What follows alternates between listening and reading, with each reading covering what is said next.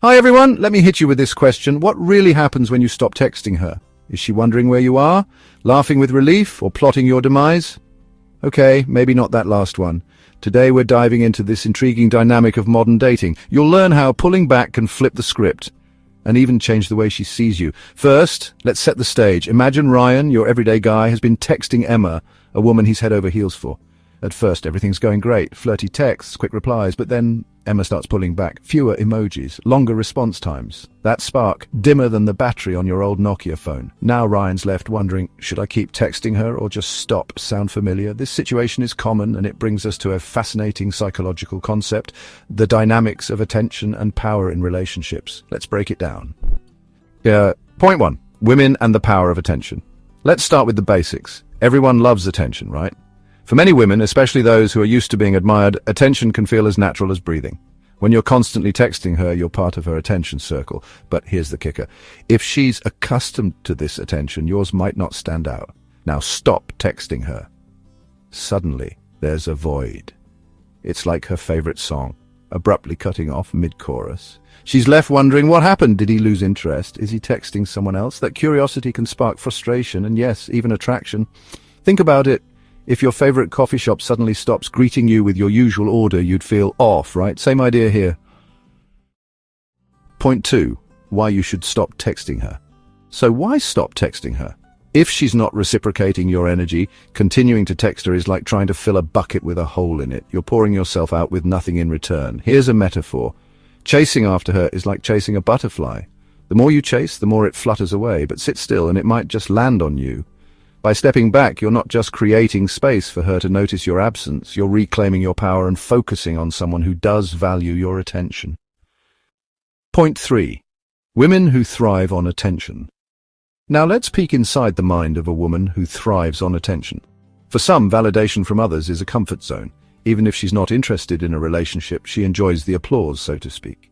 When you stop texting, it's like the applause stops mid-performance. First, she's confused. Why isn't he texting me? Then curiosity kicks in. If there was even a flicker of interest, this could reignite her attraction. It's like posting on social media and getting 0 likes. You start second-guessing yourself. Same psychology applies here. Point 4. Women who don't want attention. Not all women crave attention. Some, even the most stunning, find it annoying. If she's ghosted you, friend-zoned you, or outright rejected you, stopping your texts might actually bring her relief. Imagine a pushy salesperson finally backing off after you've said no a dozen times. Feels freeing, right? For these women, your graceful exit might leave a stronger impression than relentless texting ever could. And if she changes her mind later, she'll remember how you respected her boundaries. Point 5. Breaking the fantasy trap. Here's the hard truth. Sometimes it's not her you're attached to, but the fantasy of what could be. You imagine perfect dates, deep conversations, maybe even a rom-com ending. But reality check, is she showing the same level of interest? If not, it's time to step out of the fantasy and focus on the facts. When you're caught in the fantasy, you're not seeing her for who she truly is. You're seeing an idealized version that exists only in your mind. This can lead to disappointment and frustration when reality doesn't match up. Instead, focus on her actual behavior and responses.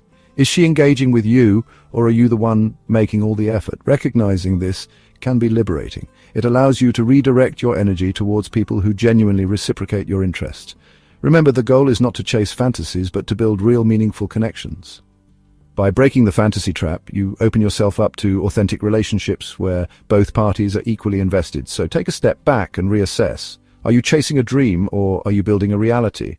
The answer will guide you towards more fulfilling interactions and a healthier mindset. Point 6. Balancing emotion and logic. Dating is like tennis. It only works if the ball goes back and forth. If you're the only one serving, it's not a game, it's a workout. Match her energy. If she texts twice a day, don't send 10 messages. Keep the dynamic balanced and the rally will naturally be more enjoyable. Understand that relationships thrive on a balance of emotion and logic.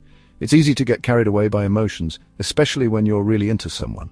But remember, logic is equally important. It keeps you grounded and helps you see things clearly. If she's showing interest, great. Respond in kind, but keep the pace steady. If she's more reserved, take a step back and match her tempo.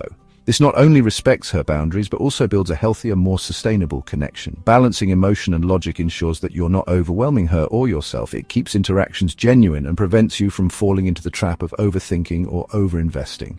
So play the game with a balanced strategy, and you'll find the experience far more rewarding. Remember, it's about enjoying the rally, not just winning the point. Point 7, the long game. Even in relationships, the principles of attention and effort apply. Taking each other for granted is easy, but keeping the spark alive requires regular maintenance. Think of your relationship like a car. It needs fuel, cleaning, and checkups to keep running smoothly. Don't let the initial excitement fade away. Small gestures like leaving a note or planning a surprise date can go a long way in showing that you care. It's about the continuous, consistent effort that keeps the relationship vibrant and fulfilling. Understanding that relationships are a marathon, not a sprint, can change your perspective.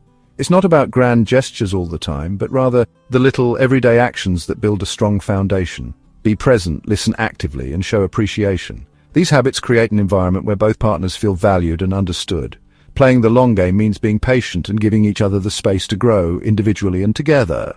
It's about building a partnership that can withstand the test of time, with both parties investing in the relationship's success. Remember, it's not just about reaching the destination, but enjoying the journey together. So keep the car well maintained, enjoy the ride, and cherish the moments you share. The long game is about building something lasting, something real, and something worth holding on to.